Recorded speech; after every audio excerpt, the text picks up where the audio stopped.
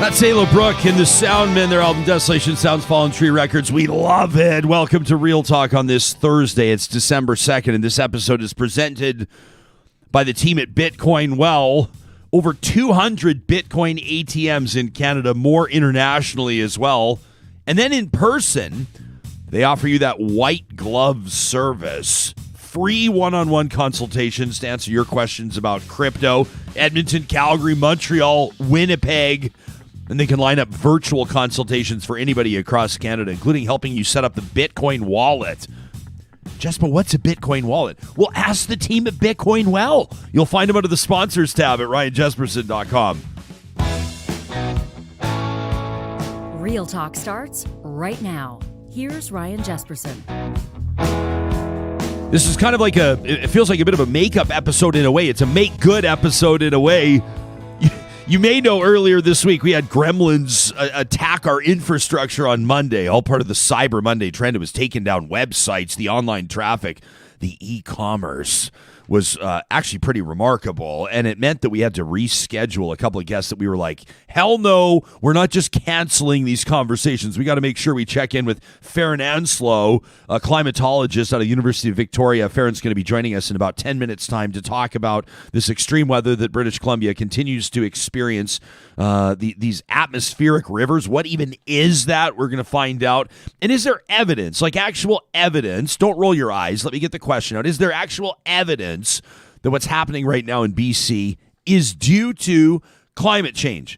Yes or no? Wouldn't you like to know the answer? Wouldn't you be able to talk to your friends about it? We'll get into that with Faron Anslow coming up in just a little bit. Plus, what's going on at the Polish-Belarusian border? Michael Bociurkiw is going to join us live from London. We had Michael for about 3 minutes on Monday, and it was just interruptions, and we thought, you know what? This guy knows exactly what he's talking about. He's going to shine some light on a situation I think is murky for a lot of people. You may know that there's conflict here, and migrants are trying to find safe passage through, and you may have been hearing some things about the Belarusian leader. They call him Europe's last dictator, and what are the dynamics at play, and what do we need to know about this? Michael's got us covered. A global affairs analyst. You may have seen him on CNN, BBC World. He's going to be joining us in about 40 minutes time. Looking forward to that. Sarah Hoyles, the editorial producer of this show, is keeping a keen eye on a lot of the stories that are making news, including last night out of Ottawa, the House of Commons. I'm going to say no matter which way you slice it, I mean, unless you're a proponent of conversion therapy, unless you're an advocate for conversion therapy, this maybe isn't a good news story. But for every decent person across the country right now, a bipartisan, cross-the-aisle effort, right? A motion from the Conservative Party, the official opposition, approved unanimously. Before we get into some video of this, this is a pretty big deal, and a lot of people are saying this is the type of thing we'd like to see more of from our politicians. Absolutely, yeah. I mean, the third reading was in June, and at that point, 62 Conservative MPs voted against it. So last night, unanimous. Everybody was on board with this, which means it just gets fast-tracked. It's happening. This is a bill to ban conversion therapy. Yeah, so, folks that say, oh, you can pray the gay away. There you go. You got it. That's cutting right to the chase. Line. That's exactly what we're talking about here. It's a bit of an unexpected move, for sure, right? Yeah, that's especially like you said, 62 Conservative MPs voting against it. The vote last night unanimous. It heads off the prospect of a divisive debate on Bill C4 as well, which is a big deal. And we wanted to bring you this. I mean, this is live from not live. This was recorded, obviously, live from the floor last night. Check it out. This being a hybrid sitting of the House, for the sake of clarity, I will only ask those who are opposed to the request to express their disagreement. Accordingly, all those opposed to the honourable member moving the motion will please say nay. Agreed. The House has heard the terms of the motion. All those opposed to the motion will please say nay. There being no dissenting voice, I declare the motion carried. There being no dissenting voice. And how unusual to hear such silence in the House of Commons. And typically, we'll say disagreement and debate can be a healthy thing. Oh, 100%. Right? When it comes to policy, it's kind of the whole point. It's very unusual to see a unanimous vote in the House of Commons, but this is one that sends a very clear message to the LGBTQ2S plus community, plus, in my opinion, especially important to young people, right? To young people where we know that rates of mental illness, depression, and particularly suicide among young members of that community, this is something I think that sends a very clear message from the highest level of government in Canada, and it's a big deal. Here's what the buzz was online when it came to analysis of that unanimous vote last night. Here's what people were saying, and I appreciate some of these tweets, including this one from Courtney Theriault, news reporter out of Edmonton, says, as the House of Commons moves unanimously, I love that Courtney posted this photo to fast-track the conversion therapy ban. The Prime Minister, Justin Trudeau, walks across the aisle to shake the hand of opposition leader Erin O'Toole. If I asked you when's the last time you've seen a prime minister walk across the aisle to shake the hand of the opposition leader, like me, you'd probably sit and spin your tires until somebody bailed you out and said it was years ago. Let's get to this one. It's and it's very rare, but it's nice to see that it can happen. Here's another message. This was another tweet online. This from Marnie Panis, a transgender woman, says, in tears, reflecting on what we just witnessed in the House of Commons with unanimous passing of C4. Well, today's events, Marnie writing this yesterday, today's events are remarkable. None of this is possible, and she's right, without years of hard work and the bravery of the survivors who spoke up, oftentimes when unsafe to do so. Marnie's bang on that. And how about this from our pal Brittle Star, who joined us just a couple of days ago here on the show. Brittle Star says, Canadian government unanimously votes to ban conversion therapy. More of this, please. Governments, people love to see it. So that's a great news story. I love opening with a good news story out of Ottawa.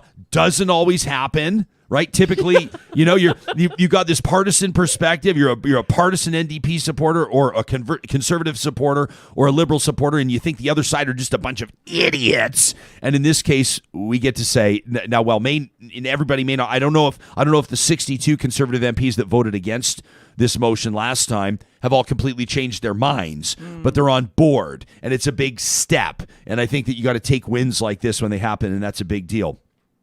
Now, there's also a story that I think the world is paying attention to, and there's Olympic implications. There's certainly implications within the tennis world. The WTA, the Women's Tennis Association, suspending all tournaments in China.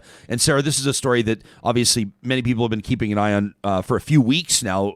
People concerned about the safety of Chinese tennis star Peng Shuai. What's the update here? Well, she hasn't been heard of or heard from in about 3 weeks. And so, the spokesperson for the chairperson for the WTA went on the record saying, we're halting. Things are not being canceled. They're being postponed. They're being, just held status quo stasis until something is done and they can actually address what's happened. So the 35-year-old about 3 weeks ago accused a top Chinese official of sexual assault, went missing, disappeared from public view shortly after that. The chair of the WTA, Steve Simon. By the way, is it weird that the chair of a women's tennis association is a dude? Is that a little bit weird? I think it's a little bit weird. Anyway, I digress. It's kind of par for the course. Yeah, maybe. Which doesn't make it any less weird. Older white guys at the head of organizations? But the Women's Tennis Association, shouldn't there be a... Anyway, I digress. WTA chief Steve Simon says he has serious doubts that Peng Shuai is free, safe, and not subject to intimidation. And tennis stars are coming out in support of this. Serena Williams supports it. Naomi Osaka and Martina Navratilova, one of the greatest of all time, tweeting, "This is a brave stance by Steve Simon in the WTA, where we put principle above money, above dollars, and stand up for women everywhere, particularly for Peng Shuai." Now, what say you? Wonders Martina Navratilova. What say you, International Olympic Committee? Hey, the IOC, it's a fair question, right? China getting set to host these games. How appropriate is that or not? She says, I can barely hear you. And a lot of people are kind of starting to wonder what the implications should be for the Olympic Games. This is something it's brazen. It reeks. It's not suspicious. It reeks. And the question is, what should the international community, the international sporting community, and for that matter, the international community, period, be doing about this? And so this is something, certainly, I know that a lot of people are going to be keeping an eye on. Sarah, you're going to be keeping your eye on the story.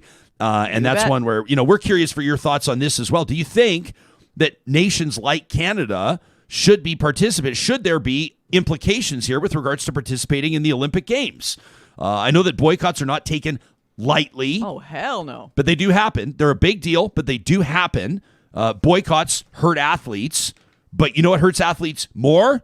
Fellow athletes allegedly being kidnapped and held against their will and intimidated and potentially harmed. And so this is a story, curious for your take on that, Real Talkers. In just a second, we'll talk to climatologist Faron Anslow, get an update on what's going on in British Columbia. I want to remind you how proud we are to partner with the team at Grand Dog Essentials Quality Raw Food. They've got great specials on right now with regards to their supplements, and you can check them out online at granddog.ca. A reminder, when you're ordering your quality raw dog food for delivery from their website, you got to use the promo code REALTALK if you want to get 10% off your first-time order. They've got their 4-Leaf Rover supplements, one of the greatest product names I think I've ever heard. 4-Leaf Rover supplements, now available. They're shipping across the country, unless you're in New Brunswick and Quebec. Apologies to you. A minimum $50 order there. The Real Talk discount can be used for all supplement orders. And don't forget, they've got a blog section on the website as well. If you've got questions about why eating raw might be good for your dog, or maybe you're on the fence, you've still got them on kibble, there are some things you can do for your dog's health. Check them out online, granddog.ca. Our friends at Friesen Brothers are especially interested in having me let you know that they've got catering options ready to go through this entire month. All right, that means that you can leave all the work to their team of Red Seal chefs and just invest in your family members this holiday season. They've also got gift boxes that they can customize to any theme, person, or occasion. You can check out friesen.com/gifts for more information. And don't forget that the Friesen Brothers Fresh Market stores, they've got 16 stores across Alberta. They're hosting Christmas feasts in their Fresh Market stores every Saturday from 4 to 8 p.m. All you can eat turkey and ham dinner buffets for just $25 a person. A fantastic deal. I can personally let you know that the food at the Friesen Brothers Fresh Market stores tastes just like Grandmama used to make. Our friends at St. Albert and Sherwood Dodge have better selection now than they have in a year and a half, and the implications are big when it comes to choosing your next ride, whether that's a Ram 1500, whether that's a new Dodge Challenger, or maybe anything from the Jeep lineup. Of course, there's many more to choose from as well. I'm a big Jeep guy. I probably don't have to tell you that. They've got that new Grand Cherokee L in store now, the third row of seating, plus the Grand Wagoneer. This is the big one. This is the one that's competing with all the other big ones like the Navigator and the Escalade and the Yukon Denali. The Jeep Grand Wagoneer's looking fantastic, making a big splash, and they've got them for your test drives right now at Sherwood and St. Albert Dodge. Well, the province of British Columbia, do I say continues on, presses on with a stiff upper lip, as Churchill and the Brits used to say when faced with great adversity. This one, of course, climate-related, weather-related. These storms, these atmospheric rivers rolling through, entire communities have been impacted. I'll let you know that tomorrow we're going to be talking to the manager of recovery for the village of Lytton. Allison Post is going to join us. Boy, wildfire this summer and then flooding now. Lytton has been certainly receiving the eyes of, I think, Canada and probably safe to say the world as a community, an example of a community that's experiencing nothing short of devastation. Faron Anslow is keeping an eye on this as the climate analysis and monitoring lead at the Pacific Climate Impacts Consortium out of the University of Victoria. He's got a background in glaciology. How cool is that? And climatology with a research focus on historical and future climate variability and change. Faron has a little bit of experience here, knows what he's talking about, and we're thrilled to have him joining us on the show. Welcome to Real Talk. Hi, Ryan. It's good to be here. Before we get into all the gut-wrenching stuff, the stuff that's tough to talk about as we take a look at BC and the impacts of this flooding and these storms, can I ask you about glaciology? Is that what it sounds like? You're an expert in glaciers? Yeah. I've always been interested in weather and climate and got into mountaineering at a later age and realized that they kind of studying the snow and ice of our mountains is the way to combine those two fields. And Fascinating. Spend a lot of time outside doing research. Yeah, we're partners with Tourism Jasper, and we've got a whole bunch of audience members I know that love getting out to the mountains, including myself. We've got a summer tradition with this same hiking group every year, and oftentimes we're lucky enough to be able to view glaciers, and it's so striking to see the creep back. I mean, the disappearance of these glaciers. I know I'm asking you a loaded question here, and I promise to move on to talk about BC in just a second, but in your estimation, how far away are we from glaciers being nothing but a memory? I mean, in our lifetime, will we see these glaciers disappear? I'm sure there are some notable exceptions. I know there are some massive glaciers. But with regards to what people typically see, the Columbia Icefield and others, are they on their way out? Yeah, the small and medium-sized glaciers are on their way out in a few decades to half a century or so. We actually have glaciers here on the island, and their time is short. They're not receiving enough snow. They're melting back all their snow each year. You're right that the bigger glaciers, like the ice cap on the Columbia Icefield, is going to be around for quite a bit longer. There's a lot of ice there, but yeah, there's a future where you look up at your mountains in the late summer and fall, and you see nothing but rock. Maybe some rock glaciers, as we call them, but that's a whole nother thing to get into. Is this a discouraging thing for you to talk about, or is this just a fact? Or you're an analyst and this is just fact? Yeah, it's really sad for me. For that reason, I've got a personal connection to the mountains, and you get used to the environment that you love. And then it's becoming harder and harder to see all these different effects of climate change as they advance forward. It's like, stuff's being kind of yanked out of your life, and you don't expect, or some of it we don't expect to come back for for my lifetime, that's for sure. When we're talking about climate change, and when we're talking about evidence of it and occurrences around us, everybody's got an opinion. And I know that a lot of people have conversations in coffee shops or on the sidewalk or in the stands while their kids play hockey about whether or not what's happening in BC right now with flooding in these atmospheric rivers, or the wildfires before that, or any of the other climate-related news stories we monitor, whether or not it's related to climate change per se. And some people have read about it, based on posts on Facebook, and some people have done their own research, but you're actually an expert. So I actually care what you have to say about this. When we look at what BC's experiencing right now with these floods and these storms, is this directly related to climate change? And if so, what can you help us understand about it? Yeah, to get it on the table right away, we cannot say this is directly related to climate change. These events that we've seen, it's making that connection is a really detailed process. Requires crunching a lot of numbers, looking at what we think is going to happen in the future with climate model projections, comparing what happened to that future and to the past.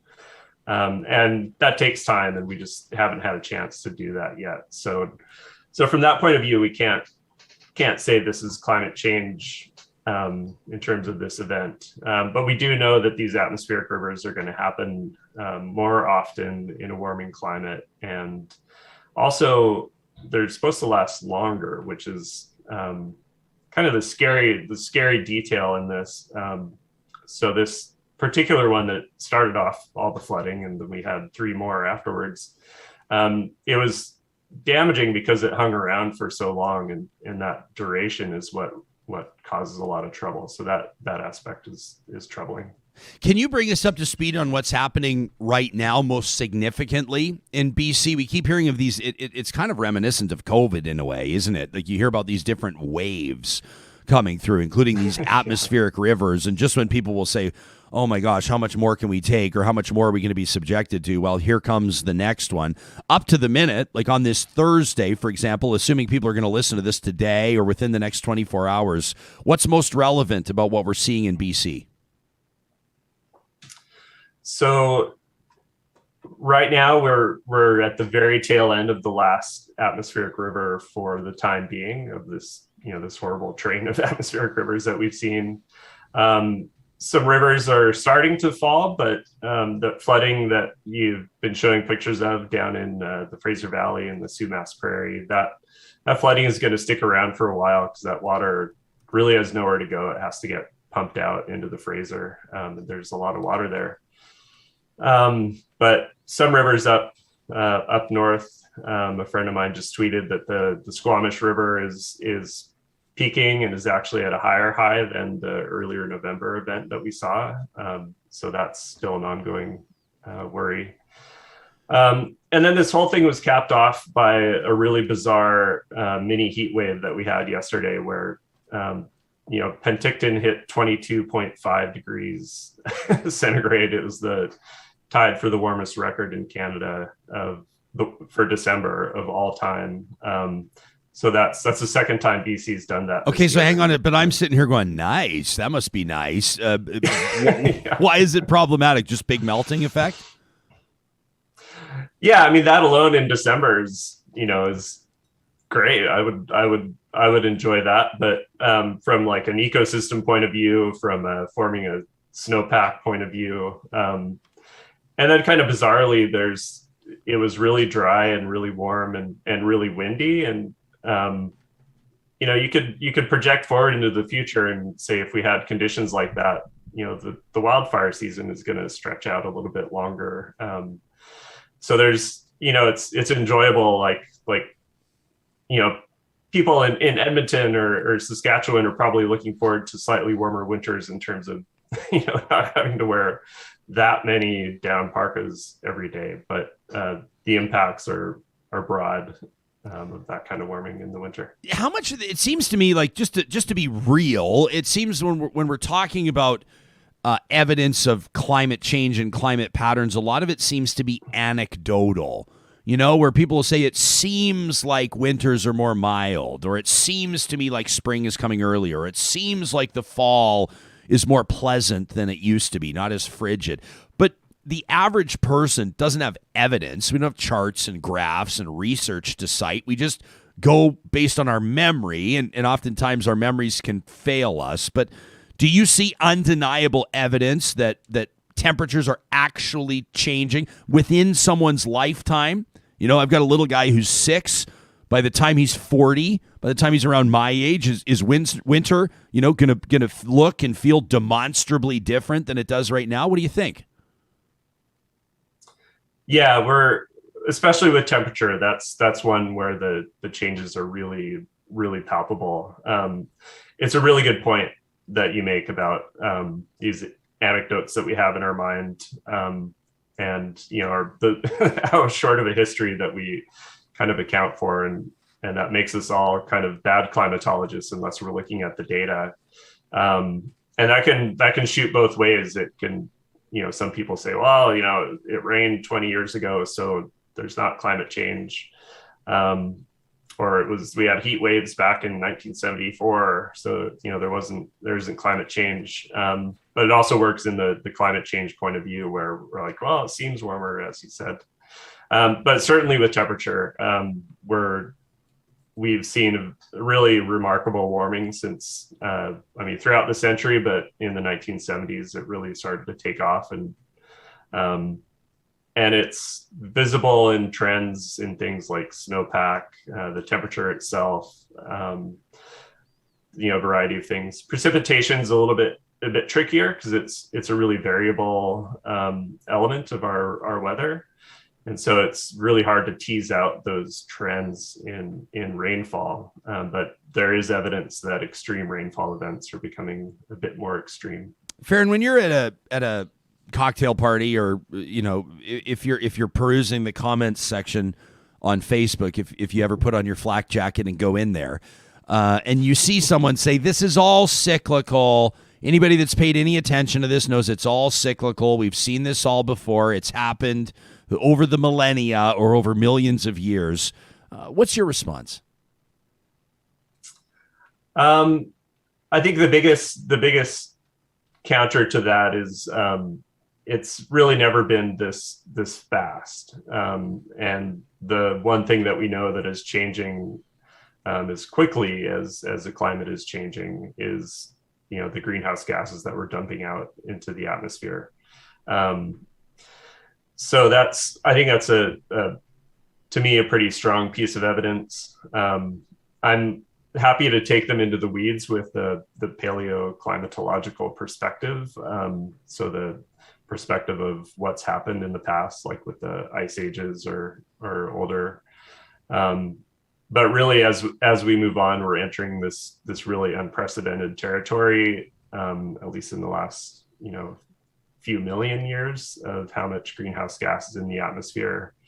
And it just, not coincidentally, but you could say coincidentally, the temperatures and all the elements that we expect to change with that greenhouse gas emission are changing, as we've seen them change, or as we've expected they would for the last 40 or 50 years at least, if not 100 years. Farron, how does a guy like you watch the news with regards to the COP26, the climate change summit, UN climate change summit, and stuff like that? I mean, do you pay a lot of attention to government policy? Are you an advocate of a particular approach? Do you believe that lawmakers are sincere and are moving at an appropriate pace? How do you process what you see around you with regards to a response to some of the things that you're talking about? It's a mix of frustration, but also understanding how hard of a problem this is. Just because the changes that we need to make and the pace that we need to make them in is going to change how people kind of go about their day-to-day lives to a certain degree. If for example, we talk about the oil patch, needing to slow down, or if those workers need to, lose those jobs, that's a big change in their lives. And so it's really important for policymakers to keep that in mind and understand that there's great resistance because people are really, really affected by what is being asked of them to address this problem. For me, from the policy point of view, I don't comment on it too much, but I try to do my part personally as best I can, but recognizing that like anybody, I use fossil fuels. I put gas in my car when I drive it. I use electricity, which sometimes has some coal on the grid, and it's the life we're in. And it takes leadership up at the higher levels to kind of help this change get ushered through. I appreciate you acknowledging that, though. It's realistic. It's like we are using coal right now, and we require natural gas. And oil and gas is still a hugely important industry, an irrelevant industry, not just to the economy, but to people's everyday lives. And what does that so-called just transition look like? I mean, these are the questions, these are the conversations we want to have. We're not going to sit here and pretend like everybody can go off-grid or completely green right away. It's not feasible. It's not realistic. And there are major implications across economic fronts and the conversations around the job market and a million things to consider. But, of course, climate also, and our environment needs to be paramount or an important part of that conversation. So I appreciate your balanced approach to answering that question. I've got a good one from Jill, and we'll bring this full circle. We start with glaciers, and that's where we'll wrap for now, Farron, and I'm already looking forward to our next conversation. But Jill wonders, so how long should these glaciers have lasted? Like, I assume they were expected to melt. Are they just melting too fast? It's a good question. It's not like they're going to last forever. Yeah, it is a good question. As you mentioned, there are natural long-term cycles in climate, and the evidence that we have is going into the what we call the industrial age, when we really started to put greenhouse gases into the atmosphere. We're in a cool period, but we're in a longer term cooling off, heading into the next glacial cycle. So the glaciers may have continued to shrink for a while, but over the 1,000-year timescales, they would have grown right back and eventually, covered right back over Alberta and most of Canada, unfortunately. So we've kind of thrown a wrench into that huge 100,000-year cycle of glaciers coming and going by putting all these greenhouse gases into the atmosphere, and just one of the many long-term impacts that we're seeing. I appreciate your steady analysis, measured analysis on this, Faron. And thanks for being so cool to reschedule with us. We were disappointed we couldn't talk to you earlier this week, but obviously your expertise is relevant as this situation continues across British Columbia. It goes without saying our thoughts are with everybody there on Canada's West Coast. Have a great rest of your day, and thanks for doing this. Yeah, thanks for having me, Ryan. It was really great speaking with you. You got it. That's climatologist Faron Anslow out of the University of Victoria. A really neat role that Faron has as the climate analysis and monitoring lead at the Pacific Climate Impacts Consortium out of UVic. I wanted that to be, aside from tell me about glaciers, that was technically the first question because I was just like, you nerded out, dude. Well, how he has a background in glaciology. That's pretty amazing. It is. Yeah.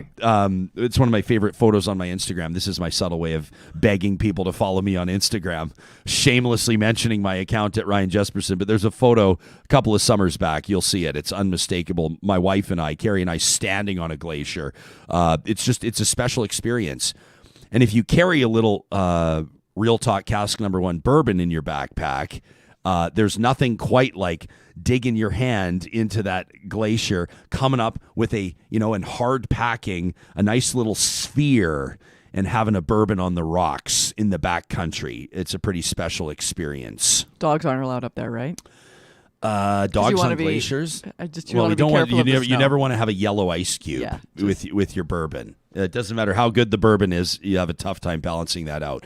But the first question I wanted to ask, Faron, aside from the glaciers, is how much of this is legit? Because let's be honest, and one of the reasons why I think that sometimes people have a hard time meeting in the middle on conversations is because we lack sort of a reasonability. And I'm not a climate change denier. I am not a science denier. Far from it. But I do not always appreciate when there are things like fires or slides or earthquakes and people go, climate change. And then everyone goes, well, hang on a second. Is it though? Let's actually endeavor to find out. And I appreciate him saying, maybe this isn't specifically due to climate change, or he said, we don't have all the evidence, we don't have the data, we haven't crunched the numbers, we don't know definitively yet right now, but here's the bigger picture on trends and developments and what we're studying and what we know. And I think that that's a really responsible way to approach the conversation. You're not going to turn people off that way, right? This is a guy that studies this every single day with his team at UVic. To be able to come in and say, we don't know that, but here's what we do know, I appreciate it. And those are the kind of interviews that we endeavor to have here on the show. This is an ad read coming up in the form of an email. And I think that this is kind of unique. This is for Poppy Barley at poppybarley.com. The most amazing shoes and boots you're ever going to find, plus other leather accessories. You can see their handbags and all kinds of stuff. Passport holders, keychains. They just do amazing stuff. The outfit makers at Poppy Barley. But we got this email from Alana, and I wanted to read it. She says, I'm listening to Real Talk. I'm wandering around in Winnipeg. And she says, it's so nice to be able to tune in. I wanted to share something with you about Poppy Barley. I'm so happy to hear you're partnering with them. I learned this early in the pandemic, and it shook me in the best way. Alana says, for context, I work in the clothing and footwear industry. I sell to stores, and my privilege as a straight white female meant that it had never occurred to me that there's a customer that is often overlooked, but not by Poppy Barley. Poppy Barley offers custom-fitted footwear at certain times of the year when their factories have capacity, and it's amazing. And I'm thinking tall boots fitted to your calves, or if you have unusually shaped or unusually sized feet. But what I never thought of is how empowering it might be for a trans person who outwardly presents as female to find great quality, stylish, classic pumps and other traditionally feminine styles and footwear sizes that would traditionally fit a man's body. Sure, there's drag footwear, but that's not the same. And I think it's amazing and quite frankly courageous that Poppy Barley includes trans folks in their advertising, as well as offering classic, traditionally feminine footwear styles in men's sizes in their custom collection. Alana says, I'm so impressed at how inclusive this brand is. She says, I've been pushing my own company to branch out and follow their lead. I also listen to signals from my customers, and I'm always eager to share Poppy Barley's extended sizing options. She says, now I know that we can add a a ton of caveats here. She says, I know that some people may push back on some angles of my take, but we have to start somewhere. We have to make space. We have to normalize things, and it has to start somewhere. And she says, I can't wait for the day when I run into one of my trans friends in a smoking power suit and killer poppy barley pumps. Kudos to this Edmonton-based female-owned footwear brand that's breaking, shattering glass ceilings and reaching back to bring others up too. Our world needs more of what poppy barley is serving. The world needs more of what Real Talk is building too, and I'm so thrilled to see the two of you working together. With gratitude, Alana. So technically that's an advertisement for poppy barley in the form of an email from Alana, a Real Talker who chimed in from Winnipeg. Poppy barley does amazing work on the sustainability front as well. Plus, you can read more about what they're doing to lift people up in some of their manufacturing warehouses, paying fair wages and offering opportunities, including that custom footwear manufacturing that they're doing out of Mexico. It's just an amazing, amazing brand, and we're proud to partner with them at poppybarley.com. It's not too late right now to order something. They're going to get it to you in time for the holidays, so you can have that poppy barley box under the tree. Also wanted to give you a shout out if photography is your thing, if you know somebody that is a creator, the Black Friday sales continue at mcbaincamera.com until the end of today. And so this is kind of a sense of urgency that I'm trying to convey, including that brand new Ricoh GR3X. It's in stock and available for just $1249.99. You can pair that 26mm GR lens with that 24.2 megapixel sensor, which what it means is a brilliant compact camera with unrivaled image quality. This is the camera you can throw in your pocket or in your backpack when you're walking across or near those glaciers. Always be careful on the glaciers, everybody. You can shop at McBain with confidence this holiday season, knowing your purchase carries a 30-day price protection guarantee. They've also got unique photo gifts, amazing stuff, online and in person. McBainCamera.com is the destination. McBain, create to inspire. And our friends at the Dairy Queens of Northwest Edmonton and Sherwood Park, I reached out and I said, hey, so we were talking about the sea salt toffee fudge blizzard and the flamethrower burger through the month of November. And I said, what do you want me to focus in on the holidays? And I suspected they were probably going to say, well, obviously the holiday log cakes. The Dairy Queen holiday log cakes, an institution right now. If you mention Real Talk at the Dairy Queens of Northwest Edmonton and Sherwood Park, they're going to hook you up with a holiday log cake for half price.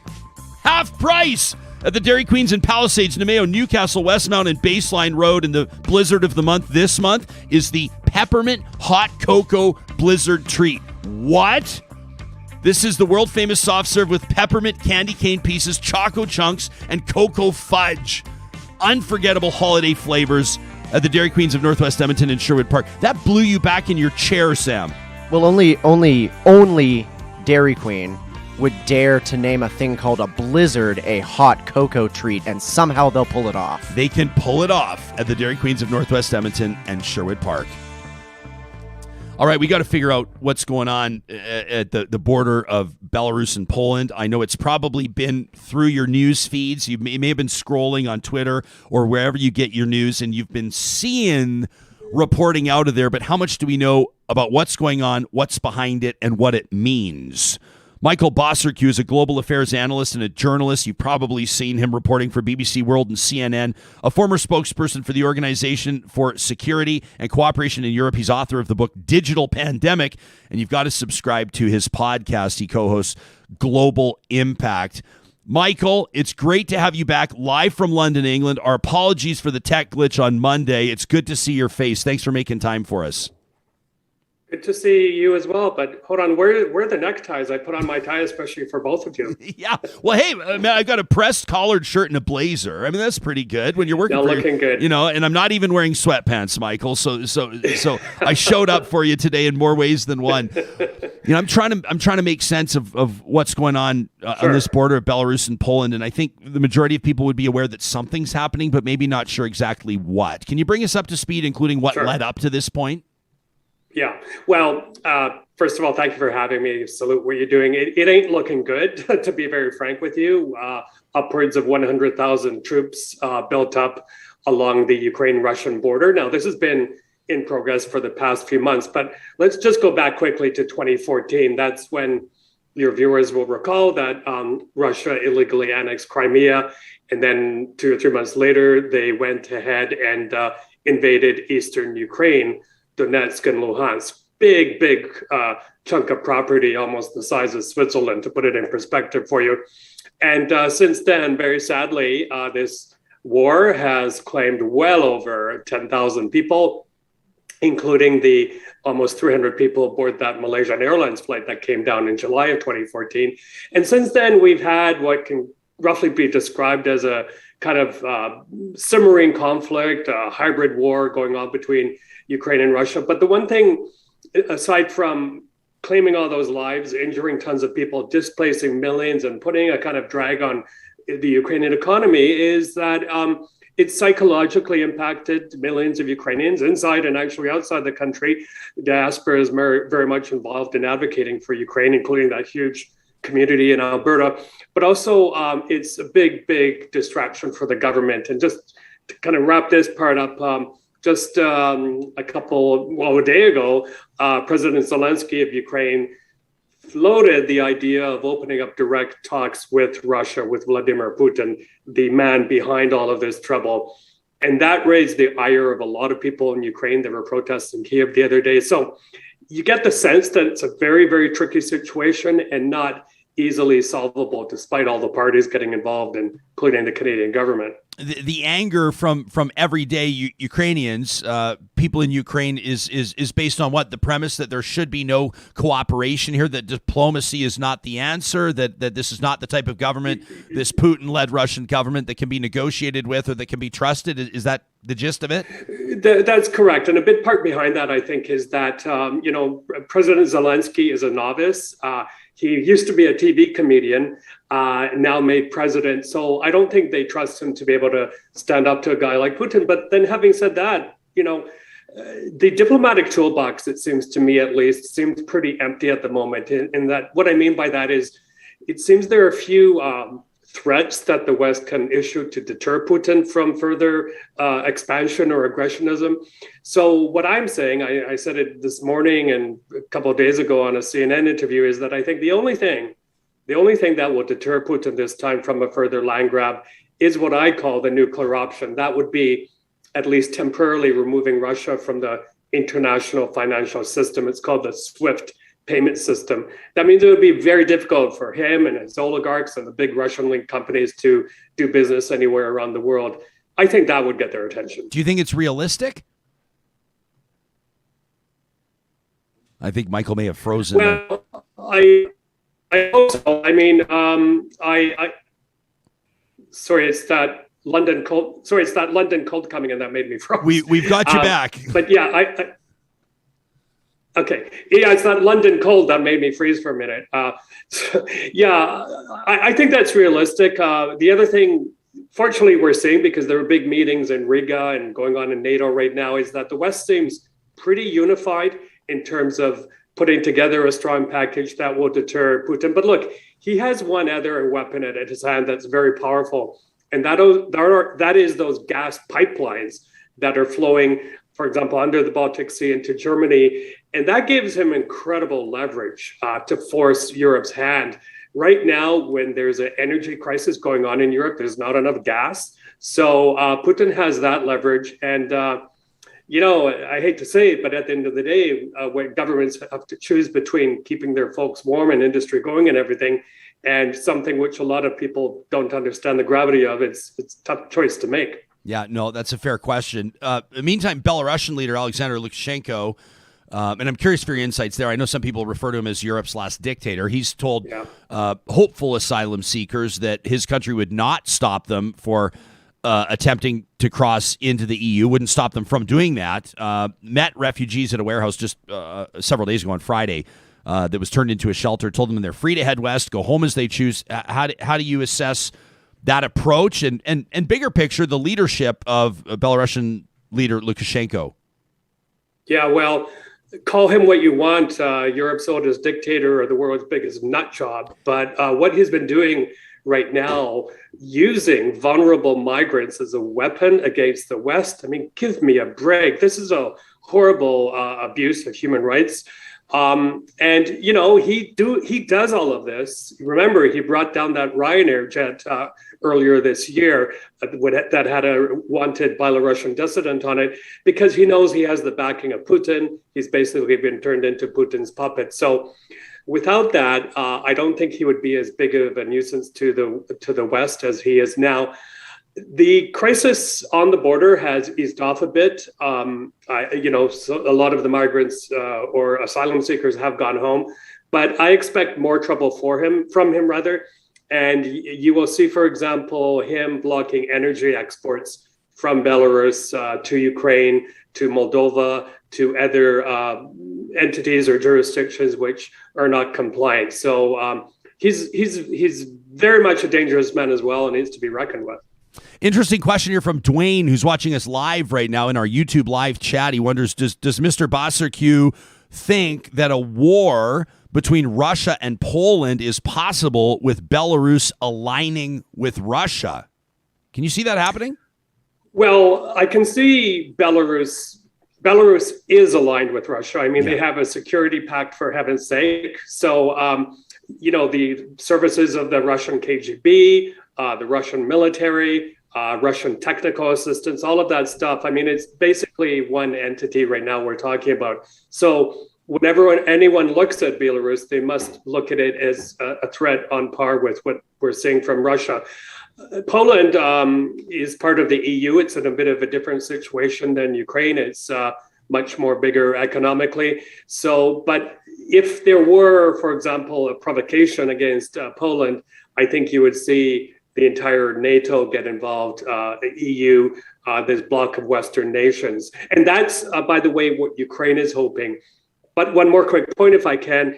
After that chaotic withdrawal of the United States from Afghanistan, and after what happened in 2014 with Crimea and Eastern Ukraine, as I explained to you, can we expect the United States to really put its reputation on the front line and try to protect Ukraine? I don't know, and a lot of Ukrainian politicians have the same question. It's not. Well, I don't know if you ever want to rule anything out. I should put it in the form of a question as opposed to a statement, but it's not realistic that NATO. I mean, if you're talking NATO, you're talking Canada, the United States. They're not going they're not going to war with Russia right now. Joe Biden's not looking to go to war with Vladimir Putin, right? No, I don't think so. They're going to try everything they can to avoid it, and for good reason, because it could really spiral out of control. It could turn very, very bad. But, this is a conflict on the Ukraine should be seen now as one of the most strategic pieces of territory in the world. And that's why the West has to really think about this carefully in terms of what its red line will be. Because if you do not respond to such provocations, what's to stop Putin or other strongmen, authoritarians from doing a similar thing? So it's even symbolically very, very important. The feeling in Ukraine is that the West did not stand up for Ukraine in 2014 when its two pieces of very important piece of territory were taken over by Russia. So there's reason for a lot of people in Ukraine not to sleep easy these days. Yeah, and I wanted to ask you, with regards, there's the NATO angle, but with regards to what's an appropriate response from the international community, let me focus the question even more to ask you what you think that the Canadian government should do, if anything, in this circumstance. Isn't there international law that's intended to protect refugees and asylum seekers to have safe passage? Isn't there an onus on some of the world's more powerful or more influential nations to do something? If so, what does that look like? Yeah, absolutely. Well, look, I think I wrote this, I think it was in a Global Mail piece the other day, is that we have to now, I wrote about it in a CNN piece. Keep on getting them mixed up. But, that must be so annoying getting mixed up. Was it your time on CNN or the Global Mail? Michael, Real Talk?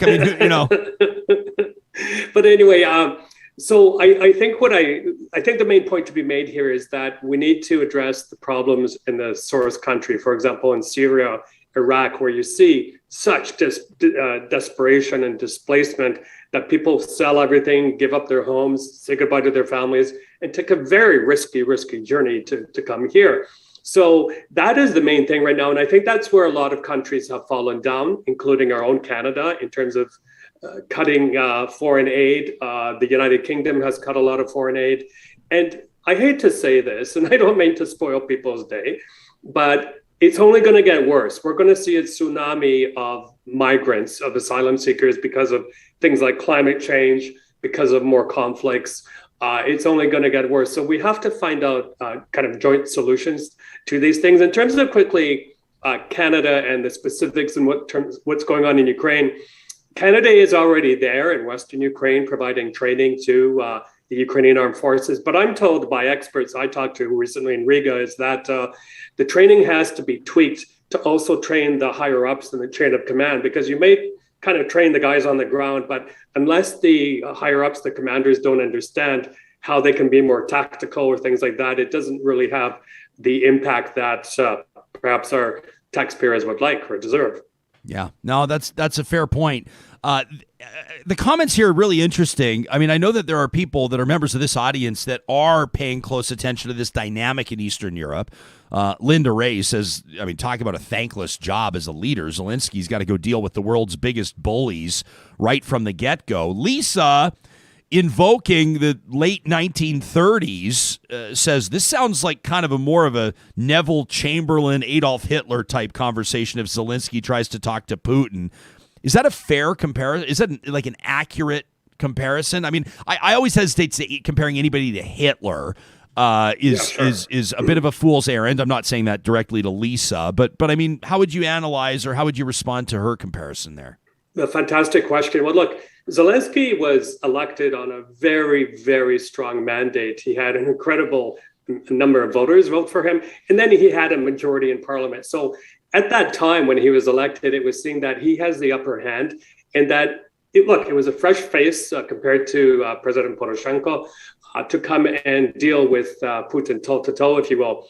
He did try, actually. He did an earlier prisoner swap, which was what we call in the business a confidence-building measure.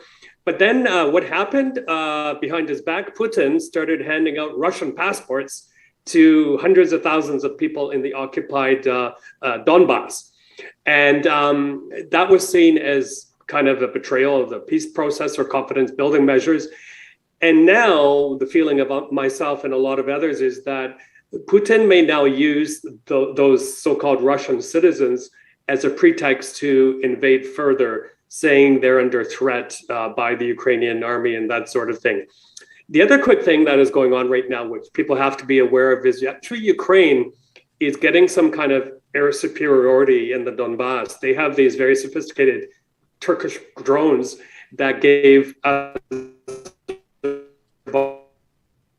Nagorno-Karabakh war. So this could be seen as something that may provoke Russia as well, and they may deal with it in a very strong way, because if Ukraine has these very tactical drones that can put out Russian military equipment, it is worrying Putin. We know it's worrying him, and that may provoke him as well. A provoked Putin. I'm not sure that anybody needs to see that. Michael Bociurkiw is a global affairs analyst. You can subscribe to his podcast, Global Impact, and check out his book, Digital Pandemic, a former spokesperson for the Organization for Security and Cooperation in Europe, joining us live from London, England. Michael, thanks so much for this. Wish you a great rest of your day. My pleasure. And if you want to get the book in Edmonton, Audrey's Books. Love it. There you go. It's our favorite bookstore. Thanks, Michael. You can find Audrey's Books right on. You got it. If you're local, so to speak, if you're in Edmonton with us, I probably don't need to tell you where Audrey's is, but right on Jasper Avenue there. And it's always, I love going into, this one's on the house, Audrey's. I love going into there, especially during the holiday season. I just get into my own little world. I love shopping in a mask. Shopping in a mask is the best. It's like going incognito, and you go in there and just flip. Being in a bookstore is like the greatest thing ever. Michael's book, Digital Pandemic, and our thanks to him. You know, sometimes I get a little bit, not frustrated, a little bit. I'm kind of like, come on, when the Wi-Fi is kind of lagging, and then I have this moment, and I like to, even Monday we got a little frustrated with things outside of our control. And then we sit there and we go, every single day we are streaming live on the World Wide Web, bringing in people from around the world to have these interviews. Like, none of this would have even been possible 10 years ago. 10 years ago, this would have been a pipe dream. People wouldn't even know what's the Mixler live streaming audio app. And I mean, the fact that we can push this out every single day, I try to keep my perspective when things like this happen, these little hiccups. Great analysis from Michael Bociurkiw, and I'm looking forward to future conversations with him. You're so zen. I'm trying to be. Am I I'm living in the moment? Am I fooling everybody else as I try to fool myself into being like, I am so totally cool with... But what are you going to do? There's nothing you can do about it. Give over to the Zoom gods. I saw some people, I can't remember who it was in the live chat, but somebody was like, please don't freeze up now. As soon as he was getting to a good question, he's getting to a good answer and some insight. Please don't freeze now. Come on. I'm always worried about when you're in the Zoom meetings and things like that, and when you freeze up, hopefully you hope that you're in a flattering pose. Everybody has like that one frozen. I would do my frozen face now, except for I know that Sam would turn it into a Real Talk GIF, and so I'm not going to do it. Okay, fine. Yeah, because I could see you. You had that gleam in your eye. I mean, I can literally turn anything from the show into a Real Talk GIF. Yeah, so I'm not trying. I'm not. There's a provoked Putin, and then there's provoked Brooksy. We don't need to see either of them. Ooh, that's quite a comparison. Yeah, we don't. Yeah. That was kind of a weird comparison. Don't read too much into it, Sammy. Don't read too much into it. This is where I'll do a hard swerve into the Breathe Outdoors mention. Our good friends at Breathe Outdoors, you can find them online at breatheoutdoors.ca. You know them previously as Campers Village. They've been outfitting people for the great outdoors since the 1960s, but they recognize, their team does, not everybody's into camping. Maybe it's paddling or climbing, or maybe it's just walking your dog that gets you outside every single day. Breatheoutdoors.ca, the new brand, absolutely beautifully done, and their friends and family sales coming up this Saturday. We wanted to put that on your radar. Now, Real Talk family, you're there, family, so you're all invited. It's 20% off pretty much everything in the store. There are a few exclusions, but for the most part, this is your best shot at a great deal on the things that you really want or the gift that they really want, even if it wasn't on sale last weekend for Black Friday. That's right. There's things on sale coming up this Saturday that were not on sale for Black Friday. You can check out the Friends and Family Sale 2021 at breatheoutdoors.ca. They're also doing a giveaway with Mountain Hardware, part of the celebration of their new brand, so that winner gets any 2 items from the Mountain Hardware Stretch Down collection. All you have to do is check them out on Instagram. Look for Breathe Outdoors on Instagram, and they've got their post out. You can find all the details there. Our friends at Kubi Energy are in the solar energy solutions game. That's exactly what they're doing, including that Kubi Cube I showed you the other day. You can see it on their Instagram page. They basically take sea cans, they cover them with solar panels, and they're able to take people completely off the grid. That's just one way that they're getting creative and finding solutions for whatever your sustainable energy goal is. Commercial, residential, industrial, agricultural. Kubi Energy has you covered in Western Canada out of their 2 offices in Kamloops, BC and Edmonton, Alberta.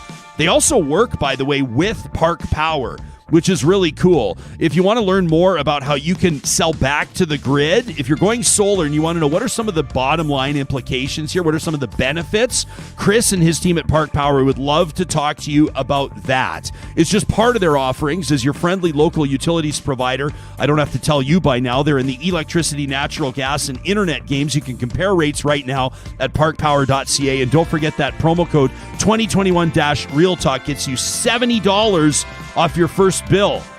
Eden Landscaping is bringing outdoor spaces to life. They've been doing it for more than 20 years, and the winter months for them are a mix of construction. They can still be especially now with this mild weather.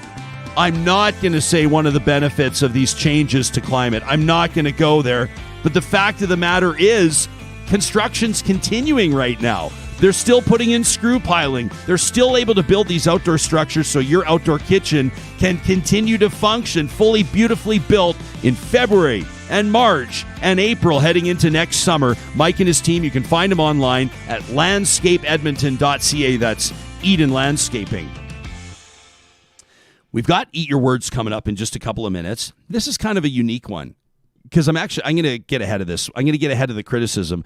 We're going to invite someone to eat their words that already ate their words. And I actually kind of just want to give him a shout out. I kind of want to like pat him on the back and say they're there. Some of us have kind of sort of been there, not quite to the extent that this guy in Australia is, but first, I got an email from Tom based on our Eat Your Words from last week. I invited David Suzuki and Jason Kenney and W. Brett Wilson and the others to all eat their words. David Suzuki said sooner or later, basically a pipeline's going to get blown up. Did you see he apologized for it the other day, by the way, David Suzuki did?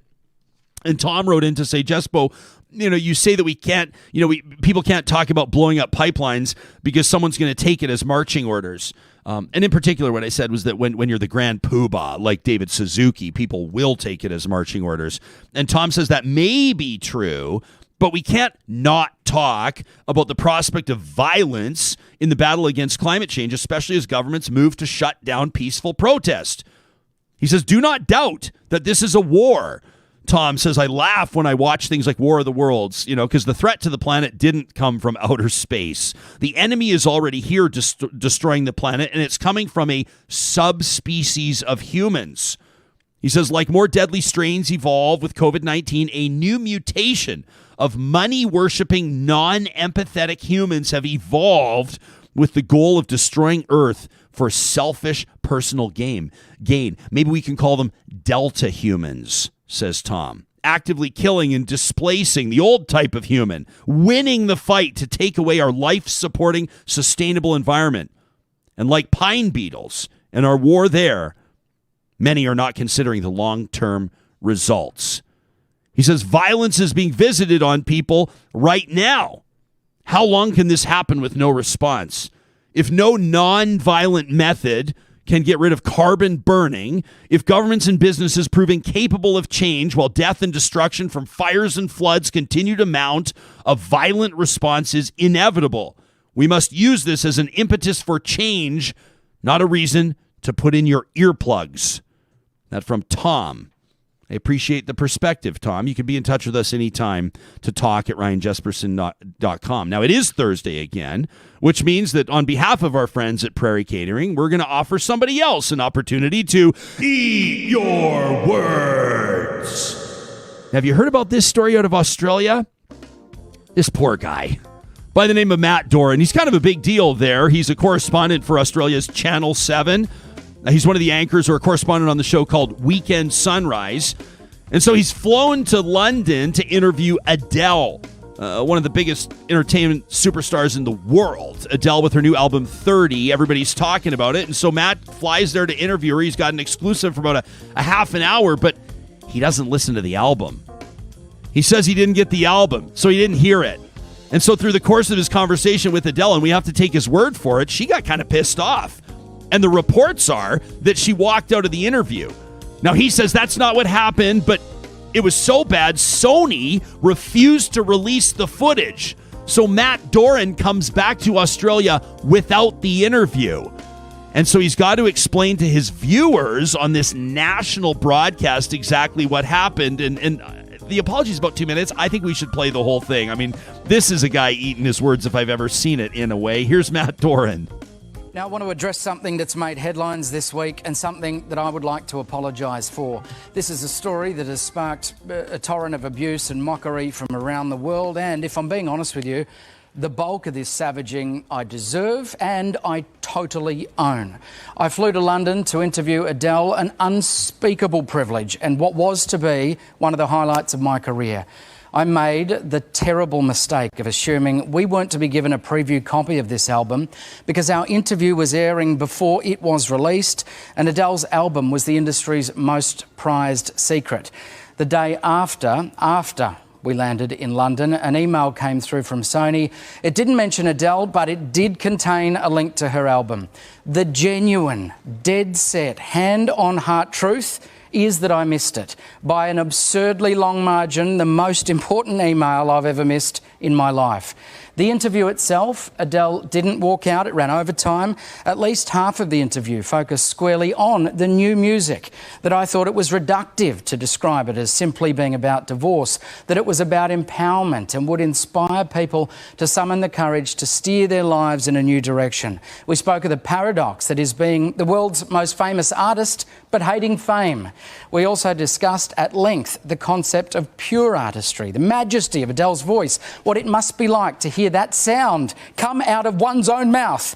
How Go Easy on Me was conceived in part by singing a cappella in the shower, and how the album helped repair her relationship towards the end with her now late father.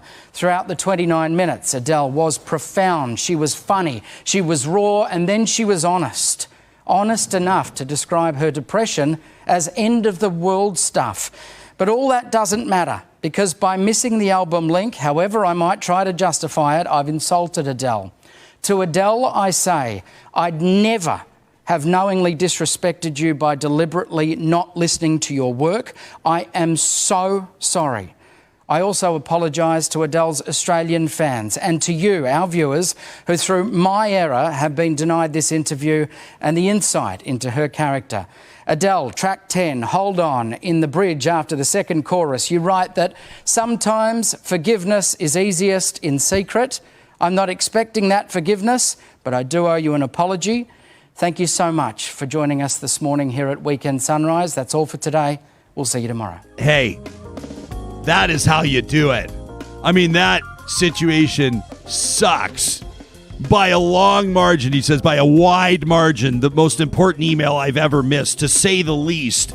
But when you come back empty-handed, when you don't deliver that interview with one of the world's greatest entertainers, the most notable singer, I would say, out of Britain right now, the remarkable Adele, I'd like to commend Matt Doran for stepping up to Eat Your Words. A job well done, recognized officially by us and the team at Prairie Catering. You know, it's the time of season where more and more people are going to look to Prairie Catering to manage the holiday plan. Whether that's a gathering with friends, whether it's something you'd like to do for your colleagues, your coworkers, or in any other context, Prairie Catering delivers. They can do it online, prairiecatering.ca. Come up with a plan for you, whether it's 10 people or 2,000.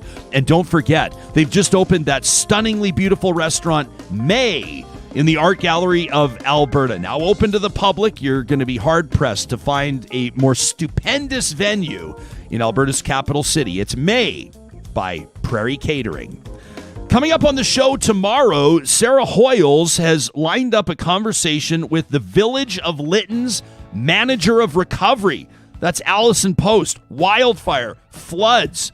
What's the plan? Plus, a Real Talk roundtable on to call or not to call. Wild pigs, wolves, caribou, oh my, and the return of Trash Talk presented by our friends at Local Waste. Get us your emails. Talk soon.